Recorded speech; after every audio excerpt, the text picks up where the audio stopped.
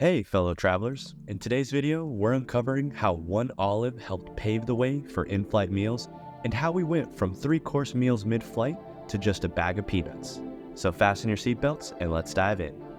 So first off, let's turn back the clocks to 1919 to the first ever in-flight meal.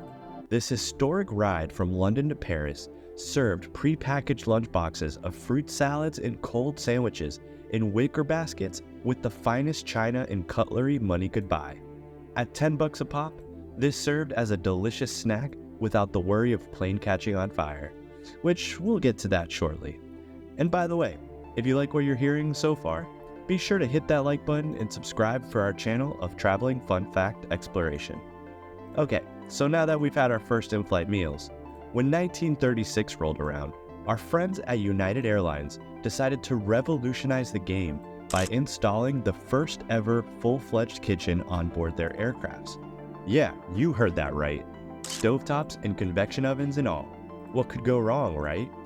Without the fear of a blazing disaster, passengers got the luxury of enjoying everything fresh, from fried chicken to scrambled eggs.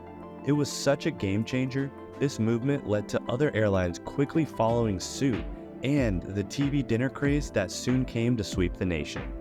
So then, as you can imagine, with these groundbreaking innovations that helped bring hot meals to the air, we finally entered the golden age of flight in the 1950s and 60s. At this point, we're looking at full 3-course meals of decadent chicken and beef recipes from around the world. They even served cocktails like Manhattans, whiskey sours, and expensive wine lists. The airlines that really wanted to go above and beyond would even give you your very own choice of cigarette at the end of your meal to go freely smoke among the cabin. Times certainly were different, my friends. But just like they always say, all good things must eventually come to an end. As far as these mobile kitchens in the sky might have come, the 1970s slammed us back to reality. The combination of the Airline Deregulation Act, mixed with a few fires, led to a major focus on cost-cutting and safety that led us to the land of Chex Mix and peanuts.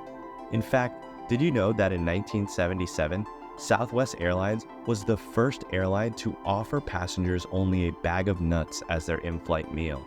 As bold of a move as that was at the time, the change was an instant success, seeing how passengers were willing to forego the traveling carving stations just for cheap passage. And taking things to a whole new level, in 1987, the big brains at American Airlines took the cost-cutting cake and found a way to save over $40,000 a year by removing just one olive from each of their first-class salad portions. As long as they don't mess with the ranch, I don't know if anyone's missing those olives, but seeing the impact that just one olive could make on profits, it wasn't a surprise to see even more cuts to the luxury of entertainment as these titans of the air continued to substitute elegant dishes like duck confit for bags of nuts. Then, as if things couldn't get any worse for the future of in-flight meals and entertainment, the turn of the millennium brought even more changes. After the tragic events of 9/11, meal service on all domestic flights became almost entirely wiped out. With safety becoming the main priority for travel, the days of full-service meals with sets of metal silverware soon became a liability. And as we saw, even the seemingly harmless plastic knife was banned from airplanes and terminals around the world. So with all that said, where are we now in the world of in-flight dining and where are we going? Well, not all is lost. If you are still willing to pay a pretty penny for a first-class ticket, you can upgrade the nuts and sodas and receive a similar resemblance of the full in-flight service from days of old. While meals are no longer 3 courses with tablecloths and full of cocktail bars, you can still get a full tray of hot food with smaller portions of salads and desserts and mini plastic liquor bottles to help make your favorite 2-ingredient drinks. Today, companies like Gate Gourmet reign supreme when it comes to in-flight dining, serving a staggering 250 million meals a year in 120 airports worldwide. Without the space or real need for in-flight kitchens, companies are tapping into on-ground airport kitchens with celebrity chefs like Manet Shawan and Gordon Ramsay to still help create pre-packaged flavor at over 30,000 feet. And guess what? They're not just throwing ingredients together and hoping for the best. Research and development has uncovered the surprising impact of altitude on our taste buds, and these teams are doing everything they can to still blow away those taste buds. You might not have known this, but being at high altitudes actually has a significant impact on our taste buds and can noticeably dull flavors that would have been significant at ground level. This discovery has led to flight kitchens focusing on packaging more intense flavors and seasonings into dishes to ensure full customer satisfaction, leaving it not totally impossible to enjoy the finer things in life from up above.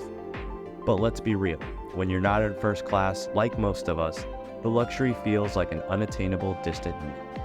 We've come to accept as a society that the complimentary drink, bag of pretzels, and seat-back entertainment is enough for our enjoyment and patronage. Airlines have won the economical battle and have found how they can not only save a pretty penny on food, but also the logistical nightmares of having to feed hundreds of thousands of people in the air at the same time. And well, there you have it. The delectable journey of in-flight meals through the ages. From picnics in the clouds to celebrity chef-inspired delights, the skies have served up quite the culinary adventure. Thanks for soaring through history with us, fellow foodies. Until next time, happy travels and bon appetit.